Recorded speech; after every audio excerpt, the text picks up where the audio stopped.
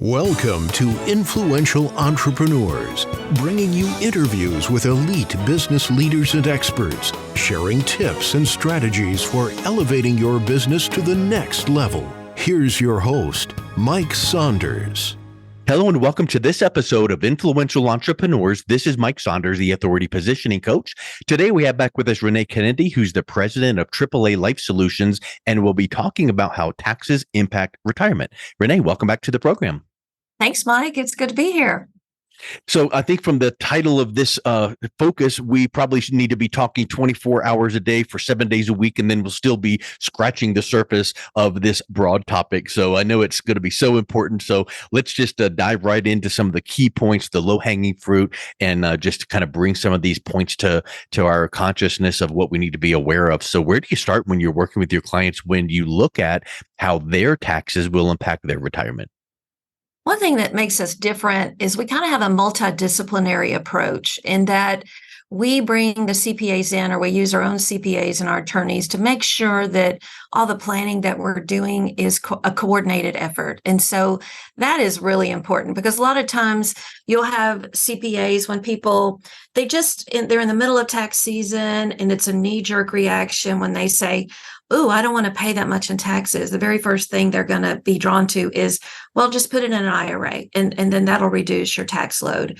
But that's just kicking the can down the road with taxes that are going to be paid later. So it can solve an immediate problem. So I guess the main thing is we want people to do some tax and financial planning with us on the front end so that we can offset any surprise tax situations in the future. You know, I love that approach where it's holistic. It's the team approach. It's not, I'm Renée Kennedy, I know everything about everything and listen to me roar. It's, hey, I know my lane and I'm going to stay in it. But you know what? Do you have a well-respected CPA you work with? Yep. Okay, good. We're going to loop them in. Or you don't? Okay, well, I'm going to bring someone in on our team that, we're going to make sure that is going to take care of you, because it's kind of like, I play chess here and there, but have you ever played chess before? Yeah, I have. I'm not good at it, but I mean, me neither. Yeah, I know some of the moves, but when you move a piece and you keep your finger on it and you look around, and then it's fine to move it back if you haven't moved your finger. But as soon as you take your finger off that piece, it's like, okay, now the other person can make the move. So like what you were describing there, it made me think of that, there should be financial moves that you should plan a couple, 3 steps ahead before you make them, and do the, if this, then that. If I do this, then here's what will happen. And when you have that team behind you and working with you and the client, now it's like, okay, well, Renée, if we did this, here's what the trickle effect or the domino effect. Is that a good thing? Is that not? And so I really like that approach of you bringing in that whole team. Yeah, and that makes us different. I mean, we have never had the philosophy that we know everything. If anybody gives you that impression, just run away as fast as you can, because there's nobody in this business or as a CPA or an attorney that knows everything about everything. Just the Secure Act that was signed into law. It was signed in December 31st, the very last day of the year. And I think it was between 7,500 pages of law.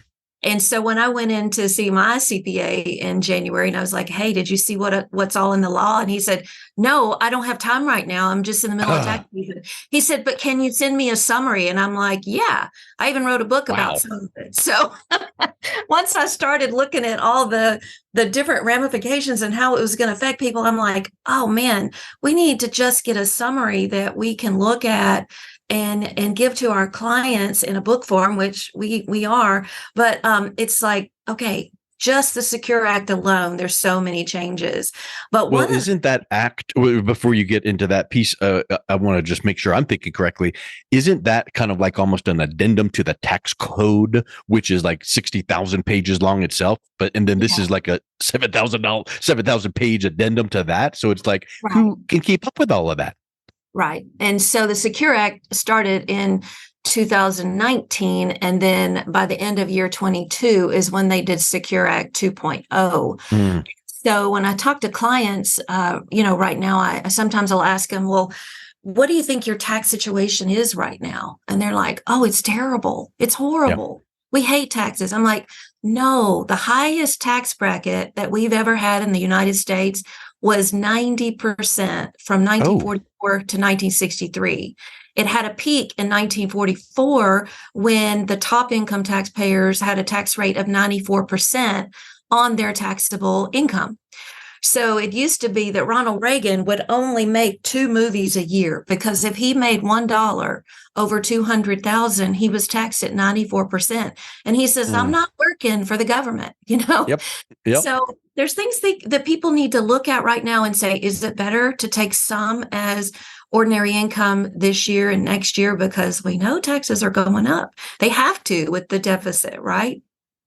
Well, I think that's a huge point too, is we keep hearing that word deficit, and it's I think in my mind's eye, I know that there's websites out there or places where they've got this, real-time update number where it's like 80 gazillion, trillion, bazillion, and it's just going up by the second. Boom, boom, boom, Right. up. So we know the deficit is growing, and maybe I'm not, the most, knowledgeable person on this answer, but you correct me if I'm wrong. Isn't the way to close the gap on that deficit really either one, reducing the government spending, like that's going to happen, or raising taxes?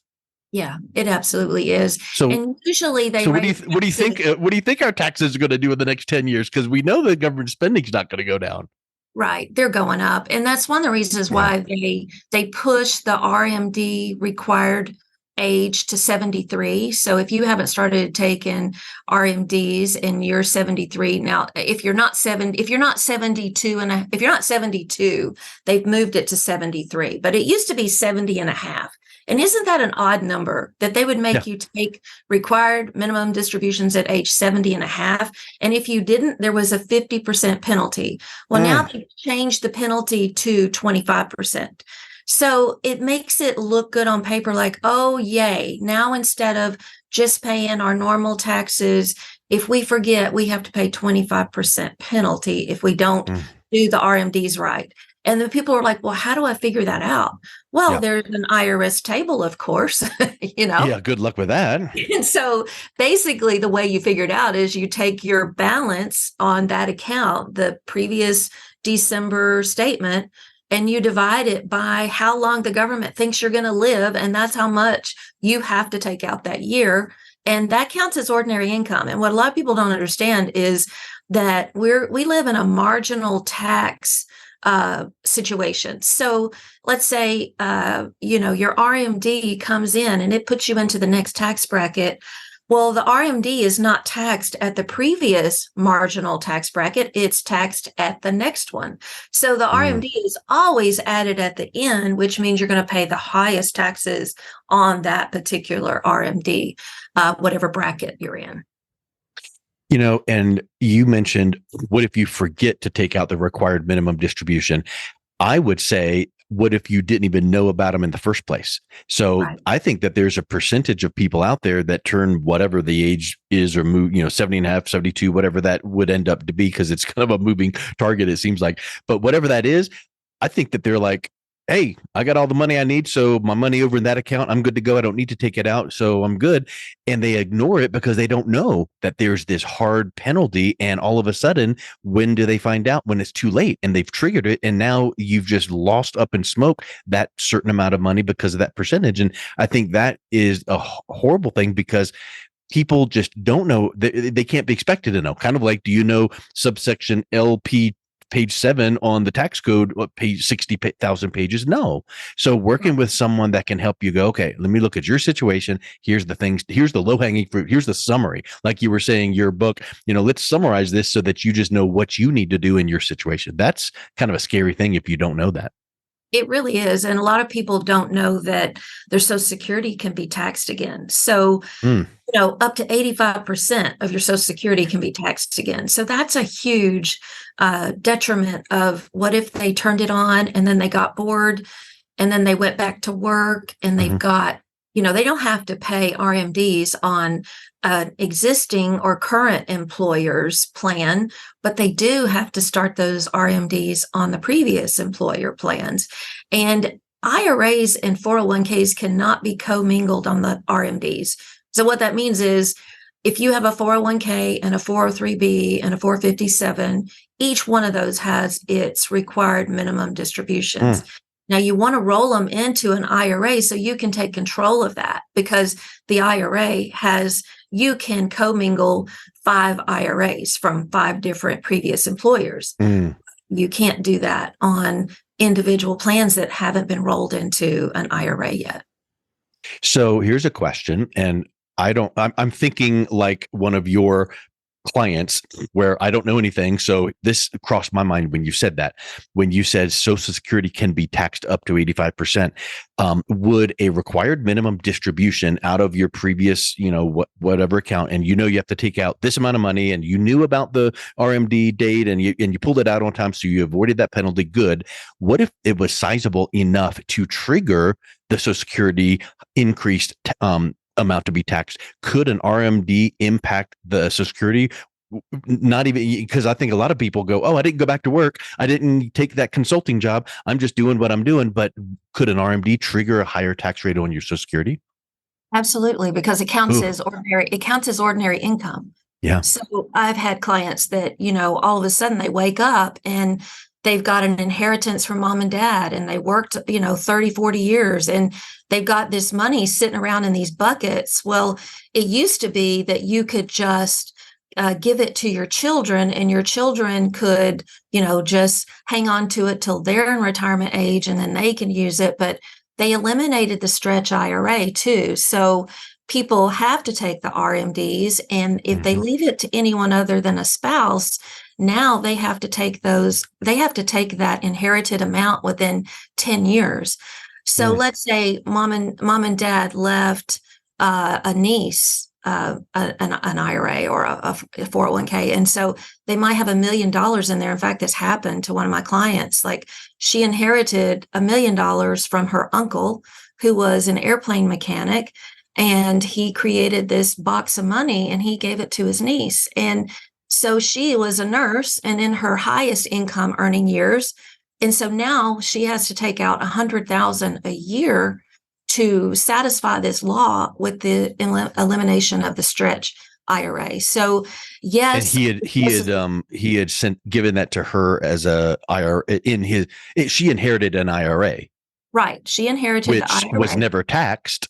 So Right. Here's the government. Someone said this to me recently, and I thought it was so hilarious. It's kind of like in this scenario, the government's a fox waiting above a hole for some groundhog to poke its head out, because they're just waiting for that trigger. And here there's this nurse client of yours that gets this inherited IRA. Well, if there's required minimum distributions, or if she accesses it, well, that money's never been taxed, but the government's sitting there going tap, tap, tap on the shoulder. We got to get our money, and who's going to pay it? Right. So in that case, it counted as ordinary income, which put her in another tax bracket. And so we had to just carefully move it out of, the IRA, pay taxes on it up to a certain amount. And then we put it in something else where she can let it grow. It can be tax-free in the future. So on the next pot of money that we created for her, she would be only paying taxes on the seed and not the harvest later on. So there's things to put in place that can help people in that respect. Yeah. So I think to me, you hear about the phrase, how taxes impact retirement, and you're like, oh yeah, taxes. But we've gone about 2 or 3 levels deep here to where it's like, oh, I hadn't thought about that. Ooh, this is something new to consider. And there's no earthly way that you can know all of that and know how it impacts you. So what are some of the other things that you see as low hanging fruit, or some of those summary points that people don't know, but if they don't handle it the right way, they get caught? Well, I think they need to create more buckets of money, and that is just imperative right now. I mean, think about it. Why did they change the RMDs to age 73? Well, what could the taxes look like in 3 years? Like if somebody was getting ready to turn it on right now, and then they'll be like, I dodged that bullet. I don't have to do the RMDs this year. But they can take money out of these instruments that we use, and they can plan for this tax liability in the future. But the important thing is they just have to have a plan. They've got to know what's going to hit when. A lot of people don't even understand that Medicare is only about an 80-20 plan, and they need something in place to help offset those out-of-pocket expenses. They also don't know that the more money you make in retirement, the more that Medicare costs. And we don't really do a lot of Medicare stuff, but we do help them plan for it. And a lot of times people don't have anything in place for age 60 to 65 for health insurance. And that's another thing that is imperative that they plan for. So what does your health insurance look like? What are you going to get from your Social Security? When do your RMDs kick in? How much taxes? We really don't even know what taxes are going to look like in 8 to 10 years. So we've got to plan for the worst and hope for the best. But hope is not a strategy. You got to have a plan first. I love that quote. I've seen it as books and bumper stickers, and unfortunately, it sounds cute and humorous to say, but unfortunately, people do take that. They are acting on hope is a strategy. So, well, I hope it'll all work out, and it doesn't.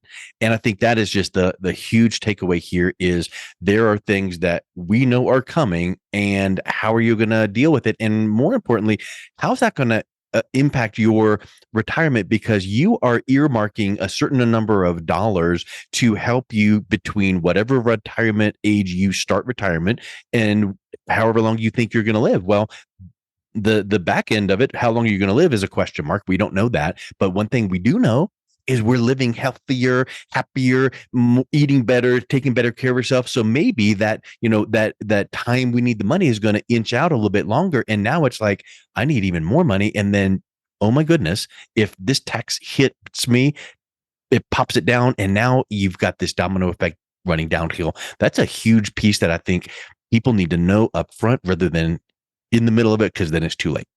Right, right. Well, and we know that if it looks like it's a gift, sometimes they can be deceiving things, like just the fact that they increase the RMD age and the fact that, they've lowered the penalty. Well, that's all great. But like you said, people need to know what they can do. And one of the things that they aren't aware of, there's so much bad press out there, and usually coming from big brokerage firms and things like that. But one of the things that people aren't aware of that exist is it's something called a fixed indexed annuity.